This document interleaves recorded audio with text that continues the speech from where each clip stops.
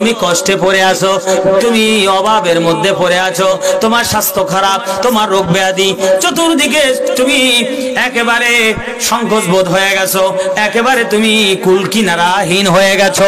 বান্দা তুমি টেনশন করো না, আমি আল্লাহকে ডাক দাও। ডাক দিব কাকে? আরো জোরে কণ্ঠ ছেড়ে বলেন কাকে? ও বান্দা, অভাবে পড়ে গেছো, দেনাদার হয়ে গেছো, কঠিন মুসিবতে পড়ে গেছো, বান্দা তুমি ডাক দাও একজনকে। তিনি কে? ফাযকুরুনি আযকুরকুম ওয়াশকুরুলি ওয়ালা তাকফুরুন।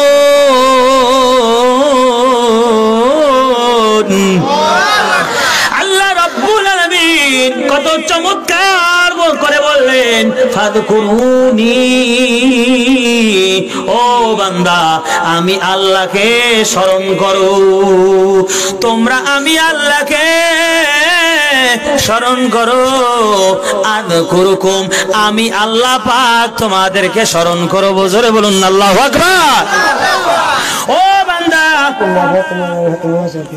ও বান্দা, তুমি স্মরণ করবে দুনিয়ার জমিনে, আর আমি আল্লাহ পাক স্মরণ করব তোমাকে আরশে আজিমে।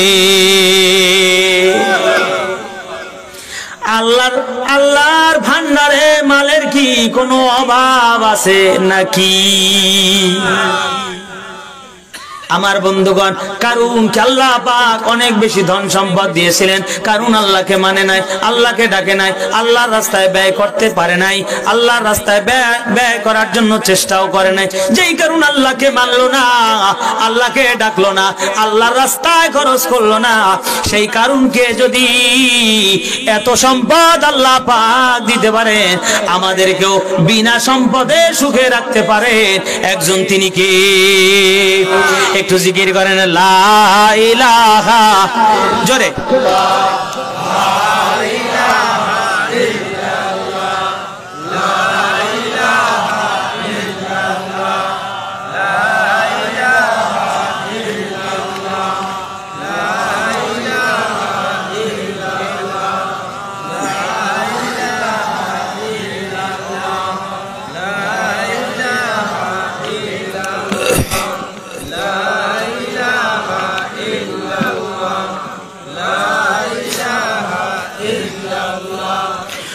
লা ইলাহা ইল্লাল্লাহ মুহাম্মাদুর রাসূলুল্লাহ সাল্লাল্লাহু আলাইহি ওয়াসাল্লাম। আল্লাহর বক্তব্য, আল্লাহর নাম আল্লাহ, জোরে বলে আল্লাহর বক্তব্য হলো, বান্দা তুমি আমাকে স্মরণ করো, আমি আল্লাহ রাব্বুল আলামিন তোমাকে স্মরণ করব। আল্লাহু আকবার বলেন। আমার বন্ধুগণ, খুব সংক্ষেপে আলোচনা শেষ করে দেব, বেশি রাত করব না। একবার নবী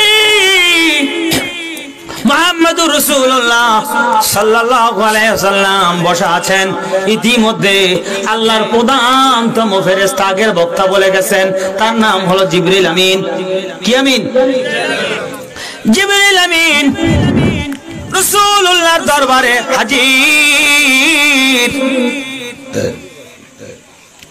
নবী আমার জিবরিল আমিনকে ডেকে ডেকে বলতে লাগলেন, জিবরিল আমিন, পৃথিবীতে যত পয়গম্বর এসেছে সমস্ত পয়গম্বরের কাছেই তো তোমার আগমন ঘটেছে। এমনকি বন্ধুগণ আমার, এই পৃথিবীতে যত পয়গম্বর এসেছে সমস্ত পয়গম্বরের কাছে কাছে কিছু কিছু পরিমাণ এসেছেন, কারো কাছে এসেছেন 10 বার, জিবরিল আমিন কারো কাছে এসেছেন 20 বার, কারো কাছে এসেছেন 400 বার, কিন্তু আপনার নবী মুহাম্মদুর রাসূলুল্লাহ সাল্লাল্লাহু আলাইহি ওয়াসাল্লামের কাছে জিবরিল আমিন এসেছেন 24,000 বার। 24,000 বার আমার নবীর কাছে জিবরাইল আমিন এসেছেন। গভীর মনোযোগ দিয়া বিষয়টা শোনা লাগবে। নবী আমার ডেকে ডেকে বলেন, ও জিবরাইল আমিন, হাজার হাজার বার এই দুনিয়ার জমিনে এসেছো, তবে কথা হলো তুমি দ্রুততার সাথে এই পৃথিবীর জমিনে কতবার এসেছো? খুব দ্রুত 600 পাখা ব্যবহার করে এই দুনিয়ার জমিনে তুমি কতবার এসেছো? আমার বন্ধুগণ, জিবরিল আমিন রাসূলুল্লাহর প্রশ্নের উত্তরে বলেন, ইয়া রাসূলুল্লাহ, ইয়া হাবিবাল্লাহ, এই পৃথিবীতে আমি সর্বমোট 4 বার খুব দ্রুততার সহিত আমার 600 পাখা মেরে মেরে দুনিয়ার জমিনে আগমন করেছিলাম। জোরে বলা যাবে কি আল্লাহু আকবার? কোন 4 বার?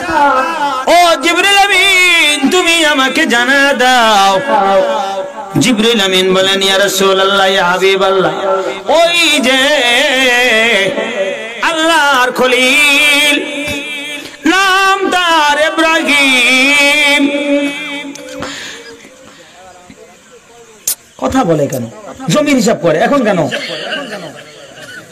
এই নল বাদ দেন, আগামীকাল সকালে হবে নল টল যা হোক, নল ফিতা পরে পাবো না। কথা বললেন না, ডিস্টার্ব হয় ভাই, একটু আল্লাহু আকবার বলেন না। ও জিবরিল আমিন, কোন 4 বার?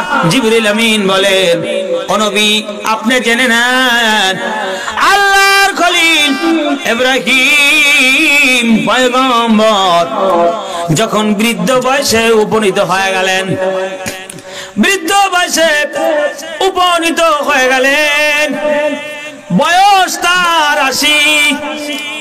80 বছর বয়সে একটা মানুষের আর কি বা বাকি থাকে? তখনও তার সন্তান হচ্ছিল না। আল্লাহর কাছে বললেন, মালিক, বৃদ্ধ বয়সে উপনীত হয়ে গেলাম, পৌঁছে গেলাম, না জানি কোন সময় মালাকুল মউত এসে যায়। হে আল্লাহ, রাব্বি হাবলি মিনাস সালিহিন, তুমি আমাকে সন্তান দাও, সন্তান দাও। বৃদ্ধ বয়সে সন্তান চাচ্ছেন ইব্রাহিম খলিল কার কাছে? জোরে বলেন, কার কাছে? আল্লাহ বৃদ্ধ বয়সেও সন্তান দিতে পারেন কি পারেন না? বৃদ্ধ বয়সেও সন্তান দিতে পারেন। আল্লাহ রাব্বুল আমিন ইব্রাহিম খলিলকে ডেকে ডেকে বললেন, খলিল আমার, টেনশন করবেন না, আমি আপনাকে একেবারে ধৈর্যশীল সন্তানের সুসংবাদ আমি আল্লাহ পাক আপনাকে দিয়ে দিলাম। জোরে বলুন সুবহানাল্লাহ। সন্তান দুনিয়ায় আসলো, নাম রাখা হলো, নাম কি? জোরে বলেন, নাম কি? ইসমাঈল আলাইহিস সালাতু ওয়াস সালাম। যখন সন্তানটা দৌড়দৌড়ির বয়সে উপনীত হলো, যখন একটু বড় হয়ে গেল, ইতিহাস আপনাদের অনেকেরই জানা আছে, তারপরে একটু স্মরণ করায় দেয়। আযকুরুনি আযকুরুকুম আশকুরুলি ওয়ালা তাকফুরুন আয়াতের আলোকে ওই ইব্রাহিম পয়গম্বর দৌড়দৌড়ি বয়সে যখন বাবার সঙ্গে উপনীত হলেন, আল্লাহ রাব্বুল আলামিন রাতের গভীরে ইব্রাহিম খলিলকে স্বপ্ন দেখায়, ও ইব্রাহিম খলিল, তোমার কাছে সবচাইতে প্রিয় বস্তু যেটা, সেটা আমি আল্লাহর রাস্তায় কোরবানি করে দাও। ইব্রাহিম খলিল প্রথম দিন কোরবানি করলেন, কোরবানি কবুল করলেন না কে? দ্বিতীয় দিন কোরবানি করলেন, দ্বিতীয় দিন কোরবানি কবুল করলেন না কে? তৃতীয় রাত আবার ইব্রাহিম খলিল আবার তিনি স্বপ্নে দেখলেন, ও ইব্রাহিম, কি ব্যাপার? আমি আল্লাহ হয়ে তোমাকে স্বপ্ন দেখাচ্ছি, তুমি কেন কোরবানি করতেছো না? ইব্রাহিম খলিলের আর বসতে বাকি নাই যে তার কাছে এই মুহূর্তে সবচাইতে প্রিয় জিনিসটা হচ্ছে বৃদ্ধ বয়সের সন্তান ইসমাঈল। আপনারা তো সেই ইতিহাস কম বেশি জানে, সংক্ষেপে বলে দেই। এইবার ইব্রাহিম খলিল আল্লাহকে রাজি খুশির জন্য পুত্রকে ডাকলেন, ডেকে ডেকে বললেন, ও আমার সন্তান, কলিজার টুকরা সন্তান, তুমি শুনে লাও, তুমি শুনে লাও, তোমার রব তোমাকে চেয়েছেন যেন আমি তোমাকে তার রাজি খুশির জন্য জবাই করি। ইসমাঈল ডানে বললেন না, বাবা বললেন না, চিৎকার মেরে দৌড় দিলেন না, বাবাকে গালি দিলেন না, কোনো কিছু কিছু করলেন না। ইব্রাহিম ইসমাইল ছোট্ট সন্তান হয়ে বললেন, বাবা টেনশন করবেন না, আপনার রব আপনাকে যা বলেছে আপনি আমাকে সেইভাবেই জবাই করবেন, কোরবানি করবেন। আমি ইসমাইলকে ধৈর্যশীলদের অন্তর্ভুক্ত পাবেন। জোরে বলুন সুবহানাল্লাহ। বাবা হইয়া সন্তানের গলায় ছুরি, ব্যাপারটা তো এত সহজ নয়। এইবার জবাই কোথায় করবে? জনসম্মুখে নাকি নির্জন ময়দানে? নির্জন ময়দান নির্ধারণ করলেন। সেই ময়দানের নাম হলো মিনার ময়দান। আজও যারা হাজী সাহেব আছেন ওই মিনার ময়দানে যাইতে হয়। মিনার ময়দানে পশু ক্রয় করে ওখানে হাজির হতে হয়, ওখানে পশু জবাই করার বিধান করে দিয়েছে একজন, তিনি কে? ইব্রাহিম পয়গম্বর সন্তানকে নিয়া, ছোট্ট সন্তান ফুটফুটে সন্তানটাকে নিয়া মিনার ময়দানে চলে গেল। হাতের মধ্যে হলো ছুরি। হাতের মধ্যে কি? ছুরি দিয়ে কি আদর হয় না? জবাই হবে, জবাই হবে। নির্জন ময়দানে ইব্রাহিম খলিল সন্তান ইসমাইলকে নিয়া হাজির। জবাই হবে, জবাই হবে। আস্তে করে শোয়া দিল। লম্বা ঘটনা সংক্ষেপে বলে দেই, জবাই হবে। এইবার আল্লাহ রাব্বুল আলামিন আরশের মালিক সব দৃশ্য দেখছেন কি দেখেন নাই? দেখতেছেন। আমার খলিল আমাকে রাজি খুশি করার জন্য বৃদ্ধ বয়সে একটা সন্তান দিয়েছি, জবাইয়ের জন্য প্রস্তুতি নিচ্ছে। শোয়াইয়াও দিয়েছে, বেঁধেও দিয়েছে। এইবার জবাই হবে। ছুরিও গলার উপরে ধরছে। আমার আরশের মালিক, আমার আরশের মালিক জিবরিল আমিনকে ডাক দিলেন। জিবরিল আমিন, তুমি কোথায় রে? তুমি কোথায়? তুমি এখনো কি বসে থাকবে নাকি?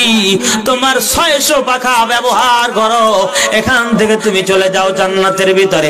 জান্নাতের ভিতরে গিয়া একটা জান্নাতি দুম্বা সংগ্রহ করো। জান্নাতি দুম্বা সংগ্রহ করার পর তুমি দৌড় দিয়ে চলে যাও মিনার ময়দানে। তুমি যাইতে দেরি করলে আমার ইব্রাহিম খলিলের হাতে পুত্র সন্তান ইসমাইল জবাই হয়ে যাবে। পরবর্তীতে আমার গোলামেরা নিয়ম করে ফেলতে হবে তাদের জন্য যে বাবা হয়ে পুত্রের গলায় জবাই, পুত্রের গলায় ছুরি চালানো নিয়ম হয়ে যাবে। খবরদার, খবরদার জিবরিল আমিন, এটা যেন না হয়। তুমি দ্রুততার সাথে চলে যাও মিনার ময়দানে জান্নাতি দুম্বা নিয়া। জিবরিল আমিন 600 পাখা ব্যবহার করে চলে গেলেন জান্নাতের ভিতরে। দুম্বা একটা টান মেরে নিয়ে চলে গেল মিনার ময়দানে। ইসমাইলকে সরাইয়া ওখানে জান্নাতি দুম্বা প্রতিস্থাপন করে দিয়েছে। ইব্রাহিম পয়গম্বর তিনি ছুরি চালাচ্ছেন, মনে হচ্ছে যেন সন্তানের গলায়। না না না, সন্তানকে জিবরিল আমিন টান দিয়া সরায়া ওখানে জান্নাতি দুম্বা ঢুকায় দিয়েছে। ইব্রাহিম পয়গম্বর জবাই সম্পন্ন করেছেন। চোখ খুলেছেন, দেখতেছেন নিজের সন্তান পাশে দাঁড়িয়ে আল্লাহর নামে তাকবীর দিচ্ছে, আর জান্নাতি দুম্বা জবাই হয়ে গেছে। জোরে আওয়াজ করে বলুন আল্লাহু আকবার। জিবরিল আমিন ডেকে ডেকে বলেন, নবী ওই দিনকার আমি ওই মিনার ময়দানে অনেক বেশি দ্রুততার সাথে এসেছিলাম। জোরে আওয়াজ করে বলুন আল্লাহু আকবার। ফাযকুরুনি আযকুরুকুম, ও বান্দা তুমি যদি স্মরণ করো জমিনে, আর আল্লাহ পাক স্মরণ করবেন আরশে আজিমে। জোরে আওয়াজ করে বলুন আল্লাহু আকবার। ও জিবরিল আমিন, তুমি এইবার জানায় দাও আবার কোন সময় খুব দ্রুততার সাথে এসেছিলে? জিবরিল আমিন এইবার বলেন, আল্লাহর খলিল ইব্রাহিম ইমানের পরীক্ষা দেওয়ার জন্য যখন নমরুদের কাছে পড়ে গেল, নমরুদ বলল, ইব্রাহিম তুমি বলো লা ইলাহা ইল্লাল্লাহ, আল্লাহ ছাড়া কোনো ইলাহ নাই। এটা তো মেনে নেওয়া যায় না, এক আল্লাহর ইবাদত করা তো যায় না। আমরা তো ইবাদত করব মূর্তির সামনে। আজও পৃথিবীতে মূর্তি আছে না নাই? আরে যেভাবে কথা বলে নাই, মনে আছে না নাই? মোরেলগঞ্জ বাজারে মূর্তি আছে না নাই? মূর্তির উপাসনা করার মতো লোক আছে না নাই? মুসলমানেরা এই মূর্তির পক্ষে না বিপক্ষে? জোরে বলেন, পক্ষে না বিপক্ষে? এবছর তক্কাবাড়ির মেলায় পুতুল উঠেছে কি ওঠে নাই? উঠছে? কিনছেন? কেনেন নাই কেন? এত লস করে ফেললেন, প্রজেক্ট পুরোটাই লস। আগে দেখেছি মুসলমানেরা সন্তান নিয়া ওই তক্কা বাড়ির মেলায় যাইতো, ওখানে রাঙায়া টাঙায়া ছোট্ট মাটির পুতুল নিয়ে আসতো, আর বাবা দাদা নানারা ওই ছোট্ট পুতুলগুলি কিনে কিনে নাতিদেরকে কিনে দিত। আছে না নাই? এখন অনেকটা কমে গেছে আলহামদুলিল্লাহ। পরে গরুর মূর্তি, মহিষের মূর্তি, এরপরে মহিলাদের মূর্তি, এইগুলা কিনে কিনে এনে ঘরে ঢুকাতো। ইব্রাহিম খলিল স্লোগান দিলেন লা ইলাহা ইল্লাল্লাহ, আল্লাহ ছাড়া কোনো ইলাহ নাই। মূর্তি ভেঙে ফেলো, মূর্তি বাদ দাও, মূর্তির পূজা চলবে না। কারণ কি জানো? মূর্তির পূজা করা সম্পূর্ণ শিরক। শিরকের গুনাহ ক্ষমা করেন না একজন, তিনি কে? কথা বলে না, তিনি কে? ইন্নাশ শিরকা লা যুলমুন আযীম। এই পৃথিবীতে সবচাইতে বড় গুনাহ হলো শিরকের গুনাহ, বা আল্লাহকে বাদ দিয়া যে মানুষকে সেজদা দেয়, পীরের পায়ে সেজদা দেয়, এটা হবে শিরক। যে চন্দ্রের পূজা করে, সূর্যের পূজা করে, মাজারে গিয়া ওই বিভিন্ন জিনিসের কুমিরের নামে মানত করে, বড় মা গরু মাছের নামে মানত করে, এগুলা তো শিরক হবে। শিরক বড় গুনাহ বলে দিয়েছেন একজন, তিনি কে? ইব্রাহিম খলিল যখন বললেন গাছের পূজা ছেড়ে দাও, মাছের পূজা ছেড়ে দাও, তন্ত্র মন্ত্র ছেড়ে দাও, হে আমার উম্মতেরা তোমরা পড়ে লাও লা ইলাহা, জোরে বলো না লা ইলাহা, লা ইলাহা ইল্লাল্লাহ। ও আমার উম্মতেরা এই কথা বলো। এই কথা বলার পর উম্মতেরা তো মানে না। তৎকালীন বড় সন্ত্রাস হলো নমরুদ। নমরুদ চিন্তা করলো ইব্রাহিমকে তো এভাবে ছাড় দিয়ে দেওয়া যায় না, আমাদের ধর্মের বিরুদ্ধে কথা বলে, আমাদের দেবতার লাত মানাত উজ্জার বিরুদ্ধে কথা বলে, একে তো ছাড় দেওয়া যায় না, একে শাস্তি দিতে হবে। কি করা যায়? দুনিয়ার থেকে বিদায় করে দিলেই তো ভালো। এরকমের বিপদ বর্তমানে হুজুরদের আছে না নাই? এই বিপদ আজ নয় ভাই, বহু পূর্বে পয়গম্বরেরা নির্যাতনের শিকার হয়ে হয়ে দেখিয়ে দিয়ে গেছেন। আপনারা তো শুনেছেন মুসা পয়গম্বরের নাম, দেশে থাকতে পারে নাই, তাকে দেশ ছাড়া করার জন্য নীলনদ পর্যন্ত তাকে পাড়ি দেওয়া লাগছে কি লাগে নাই?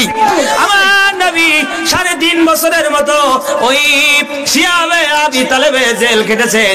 নবী কি চোর ছিলেন নাকি? অপরের সম্পদ তিনি অন্যায়ভাবে লুণ্ঠন করেছিলেন নাকি? নবী তো এমন ছিলেন না।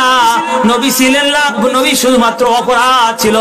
তিনি বলেছিলেন লা ইলাহা, জোরে বলেন লা ইলাহা ইল্লাল্লাহ মুহাম্মাদুর রাসূলুল্লাহ সাল্লাল্লাহু আলাইহি ওয়াসাল্লাম। এটাই ছিল নবীজির অপরাধ, এটাই ছিল ঈসা পয়গম্বরের অপরাধ, এটাই ছিল ইব্রাহিম খলিলের অপরাধ।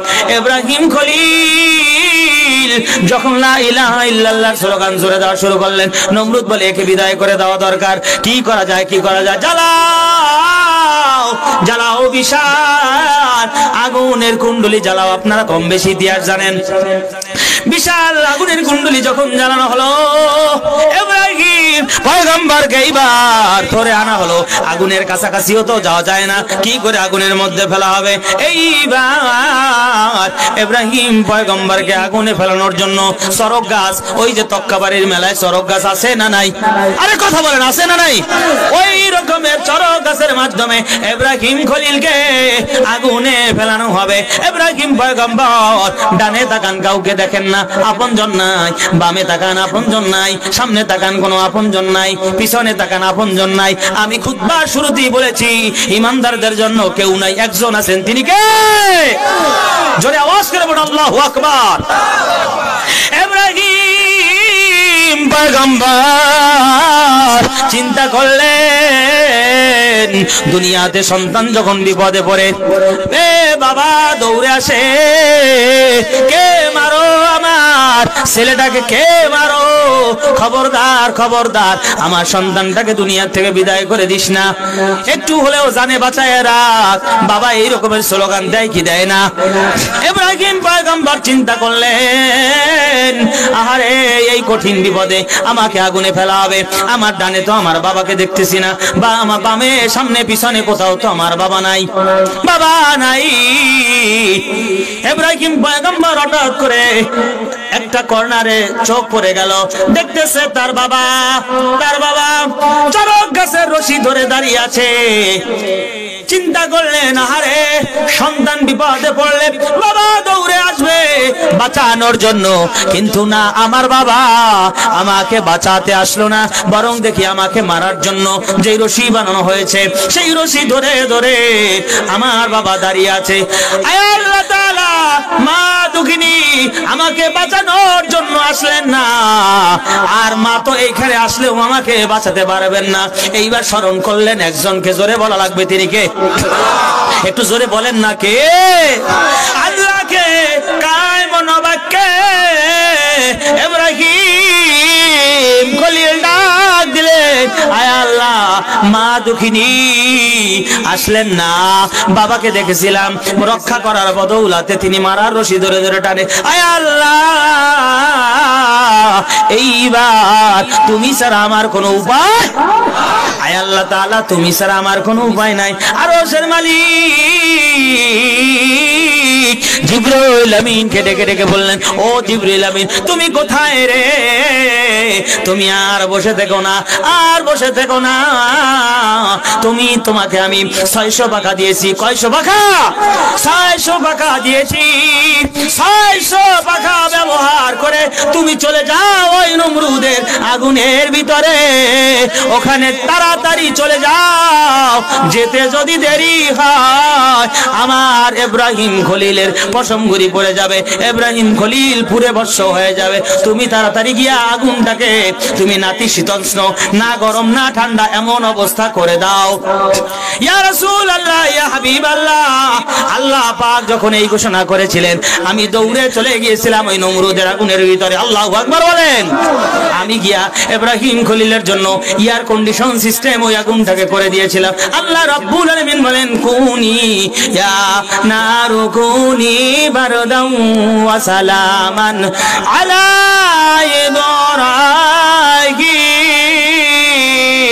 ইব্রাহিম।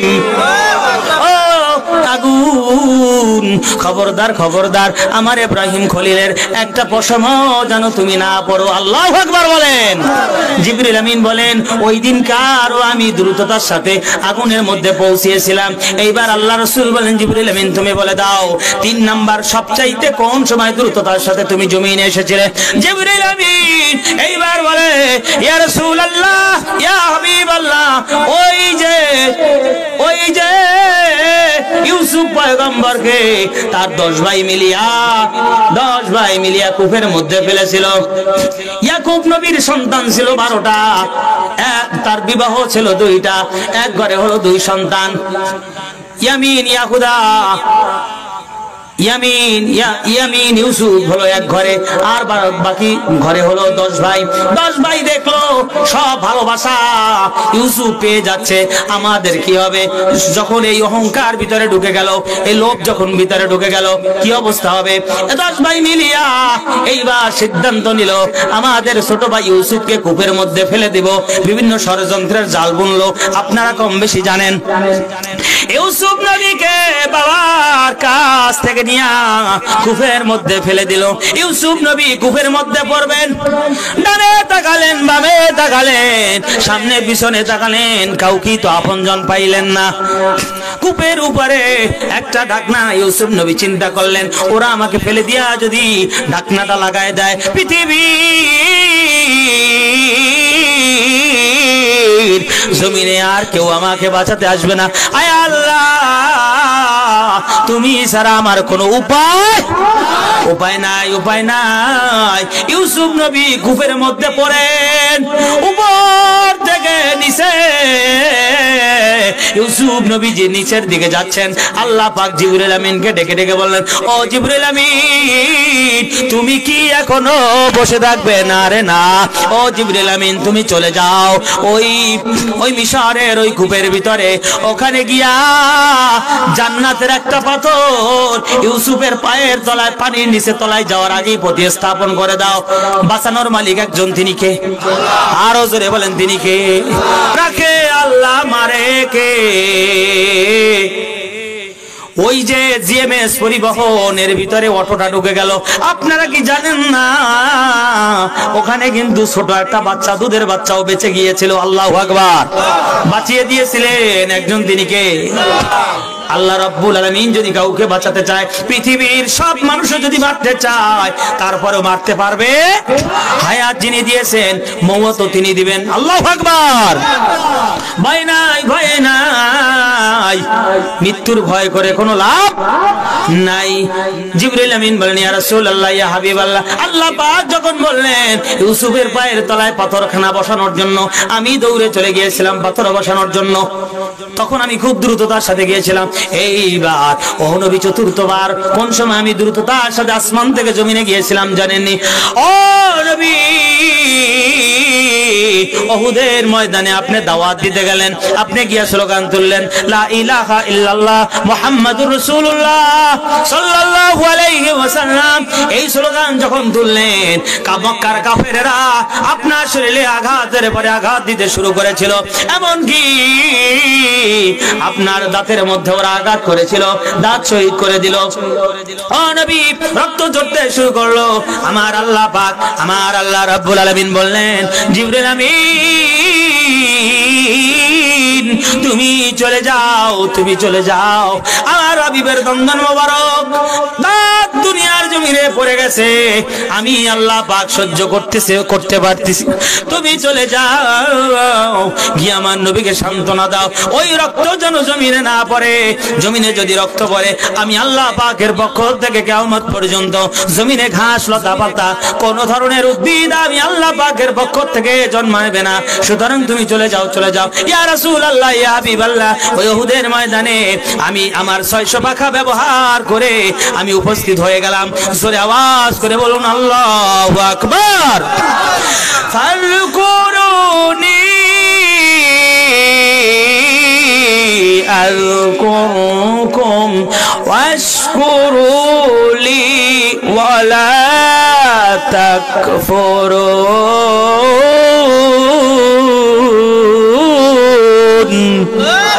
যারা আওয়াজ করবেন আল্লাহু আকবার। আমার বন্ধুগণ, আমাদেরও বিপদ আপদ আছে, আমাদেরও রোগ শোক বালা মুসিবত আছে। স্মরণ করবো একজনকে, তিনি কে? আল্লাহ রাব্বুল আলামিন যেন আমাদের কবুল আর মঞ্জুর করে নেন। জোরে বলেন আমিন।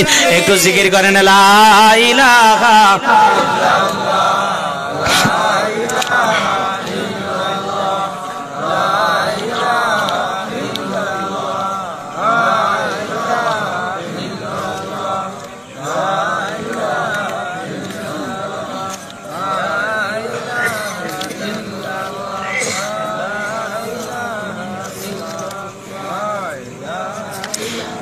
লা ইলাহা ইল্লাল্লাহ, লা ইলাহা ইল্লাল্লাহ, লা ইলাহা ইল্লাল্লাহ, লা ইলাহা ইল্লাল্লাহ, লা ইলাহা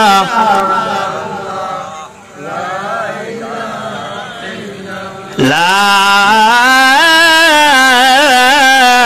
ইলাহা ইল্লাল্লাহ মুহাম্মাদুর রাসূলুল্লাহ সাল্লাল্লাহু আলাইহি ওয়াসাল্লাম।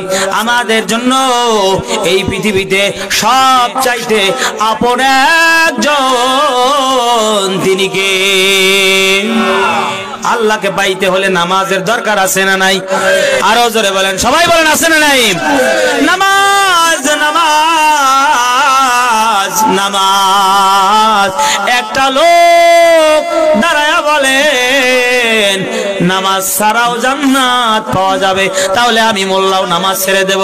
কি বলেন আপনারা, নামাজ ছাড়া জান্নাত পাওয়া যাবে নাকি? নামাজ ছাড়া ইমানদার হওয়া যাবে নাকি?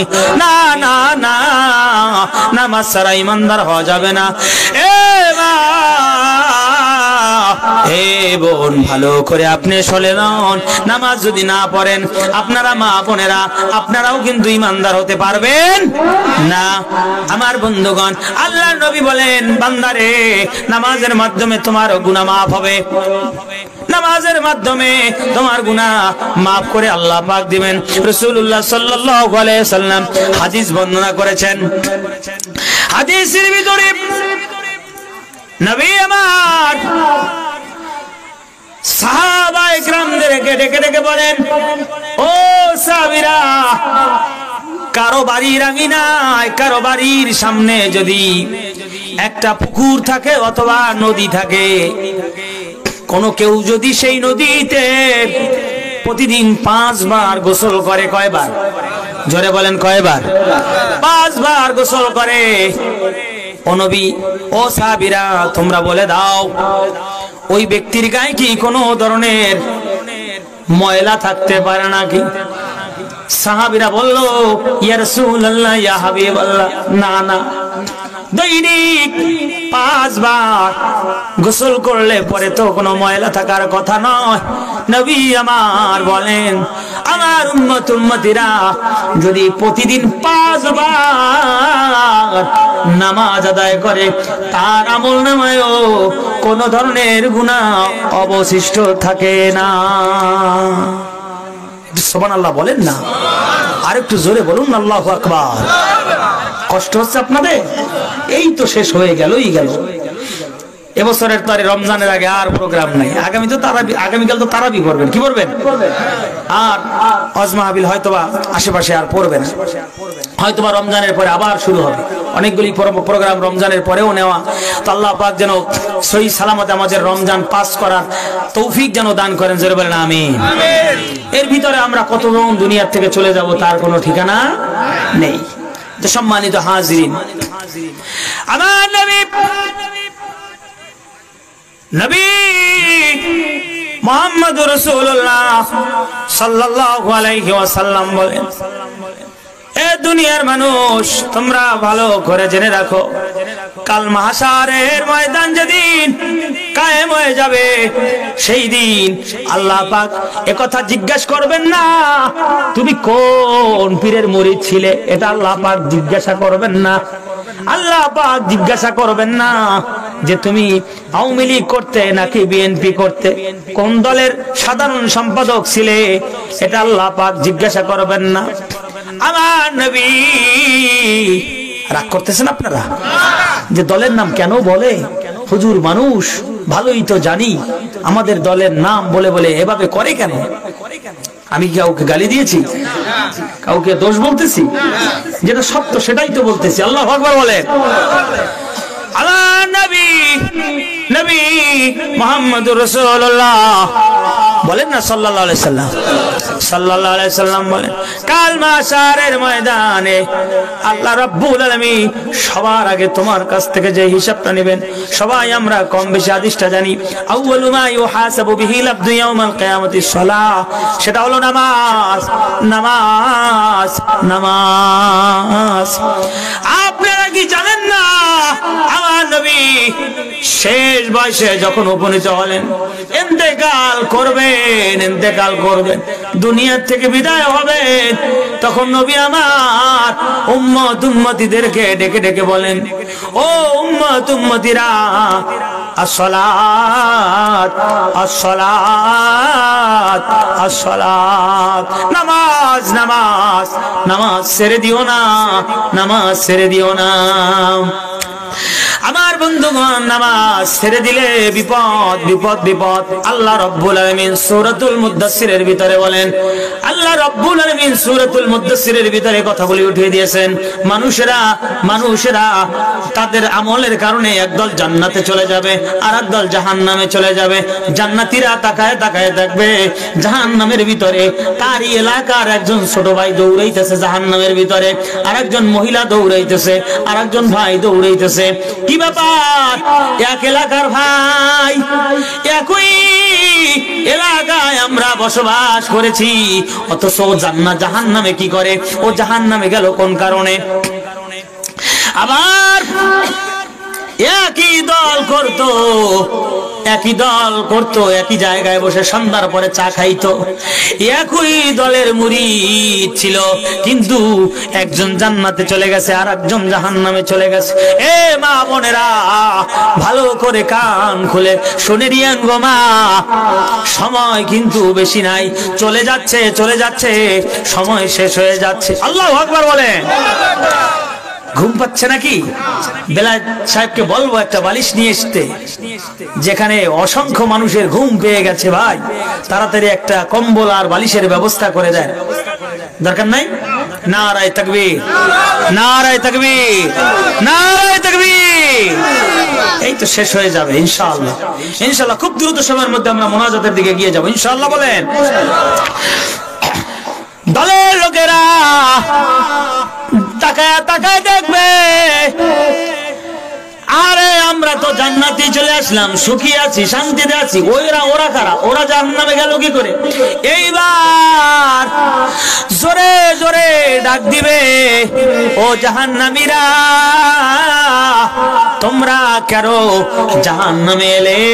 মা সালাকাকুম ফি সাকার, কিসের জন্য তোমরা সাকার নামক জাহান্নামের মধ্যে গেলে? এইবার জাহান্নামীরা চারটা কারণ উল্লেখ করবে। জোরে বলা লাগবে, কয়টা? চারটা কারণ উল্লেখ করবে। প্রথম নাম্বার কারণ যেটা উল্লেখ করবে সেটা হলো ক্বালু লাম নাকু মিনাল মুসাল্লিন।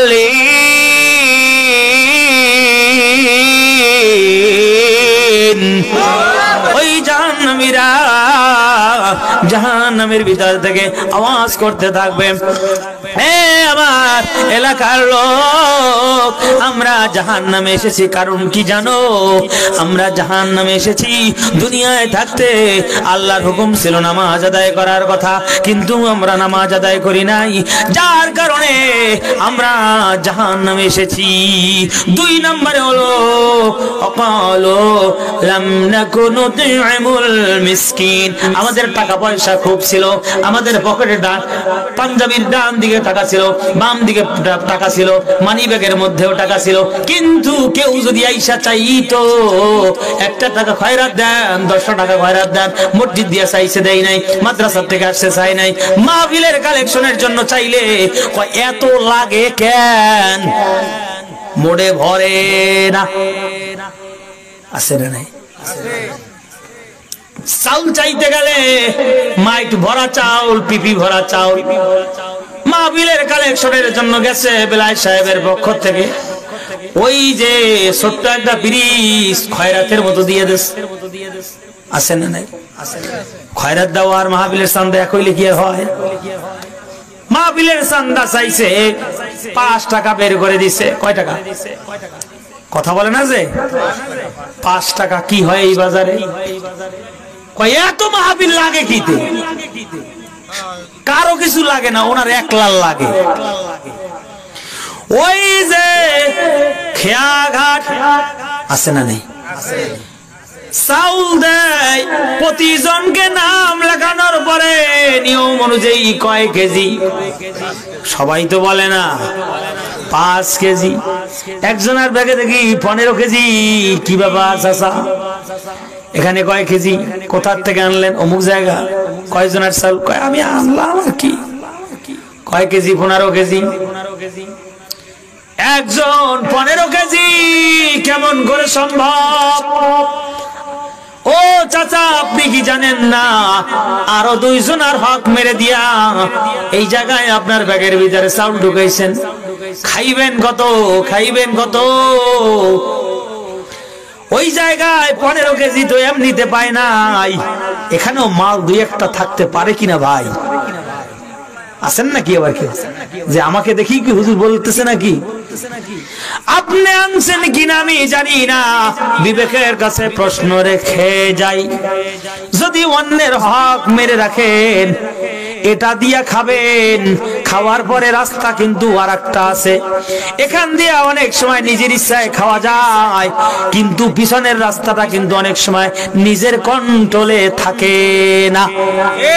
কথা বলে না। ওটা কিন্তু মাঝে মধ্যে নিজের নিয়ন্ত্রণের বাহিরে চলে যায়। যত চাপায় রাখবেন ও গতি দিয়ে ছেড়ে দেবে। লুঙ্গি যদি নষ্ট হয়ে যায় ঠেকাতে কিন্তু আপনি পারবেন না। যা বলেছি ইশারায় বলেছি, নিচে অনেক নেমে গেছি, আর নামতে চাই না। তবে কথা হলো চাউল আনে না ডাল আনেন, নিয়ম ছাড়া নিবেন না। আল্লাহ যেন কবুল করেন, জোরে বলেন আমিন। বলে হুজুর ওয়াজ যখন করেন তখন তো অনেক ভালো লাগে, কিন্তু যখন মসজিদের ভিতরে জেলাপি দেয় তখন কেমন জানি মাথার মধ্যে একটা চক্কর দেয়। যখন এই যে বিভিন্ন মাহফিল গুলাতে বিরিয়ানি দেওয়া শুরু করে, যখন দেখি পাশের ভাই 2 প্যাকেট পাইছে, আমারও নেওয়ার সুযোগ আছে, তখন মাথার মধ্যে কেমন জানি একটা চক্কর মারে, আর সামলাইতে পারি না। তখন মনে হয় যেন ওই যে হিন্দুদের দশরা, ওদের ওই দশরার হাত হলো 10টা, আল্লাহ হাত 2 খান দিয়ে রাখা, 10 খান দিলেই তো ভালো হইতো। 5 দিক দিয়া 2 দিক দিয়া 5 10 খান পাইতে দিতাম, প্যাকেট পাই দিতাম 20টা। ঘরের মানুষের 3 দিনের ধরে আর খাদ্য খাবার রান্না করা লাগতো না। আমার বন্ধুগণ খবরদার খবরদার, অল্প খান, অল্প নিয়ে সন্তুষ্ট থাকেন, বরকত বাড়ায়া দিবেন একজন তিনি কে? জাহান্নামীরা বলবে আলু লাম নাকু নুতি'মুল মিসকিন, আরে আমরা মিসকিনদেরকে খাদ্য দিতাম না, দান খয়রাত করতাম না, যার কারণে আজ আমরা জাহান্নামে এসেছি। আল্লাহু আকবার বলেন। এই জন্য আমি আপনাদেরকে বলে দিয়ে যাই, যার যে ধন সম্পদ আছে আল্লাহর রাস্তায় দান করার দরকার আছে না নাই? অবশ্যই দান করার দরকার আছে। বলবেন হুজুর আমার তো হাজার হাজার টাকা নাই, আমার তো লাখ লাখ টাকা নাই, আমাকেও কি দেওয়া লাগবে? আমি বলবো আপনাকেও দেওয়া লাগবে। আমি হুজুর আমারও দেওয়া লাগবে। আমার নবী কুলের সম্রাট মুহাম্মদুর রাসূলুল্লাহ সাল্লাল্লাহু আলাইহি ওয়াসাল্লাম বলেছেন, ও বেলাল আনফিক ইয়া বেলাল, আনফিক ইয়া বেলাল। বেলালকে জানেননি? বেলালের মুখ দুটো হলো মোটা, ঠোঁট দুটো হলো মোটা, গায়ের রংটা এত কালো, এখানে একজন ওরকমের কালো লোক নাই। এই হলো বেলাল। বংশের দিক দিয়া সব চাইতে একেবারে নিচু বংশের লোক হলো বেলাল। আল্লাহু আকবার বলেন। কিন্তু যেই সাহাবী নিজের ঘরে ভালো মতো খানা খাইতে পারে না, সেই বেলালকেও আমার নবী ডাক দেন আর বলেন, ও বেলাল রে, খবরদার খবরদার, আনফিক ইয়া বেলাল, খবরদার খবরদার, দান না করে থেকো না, দান না করে থেকো না, বেশি বেশি করে আল্লাহর রাস্তায় দান করো। আল্লাহু আকবার বলেন। এই দিয়া প্রমাণ হয়ে যায়, ও মা বোনেরা, ও আমার বাবাজিরা, আল্লাহর রাস্তায় কম হলেও দান করার দরকার আছে না নাই? আমার নবী বলেন, ও আমার উম্মতিরা, তোমাদের ঘরের ভিতরে তোমার মেয়ে অসুস্থ থাকতে পারে, তোমার স্ত্রী অসুস্থ থাকতে পারে, তোমার নিজের ভিতরে অসুস্থতা থাকতে পারে, বহু ধরনের অসুস্থতা তোমার ভিতরে থাকতে পারে।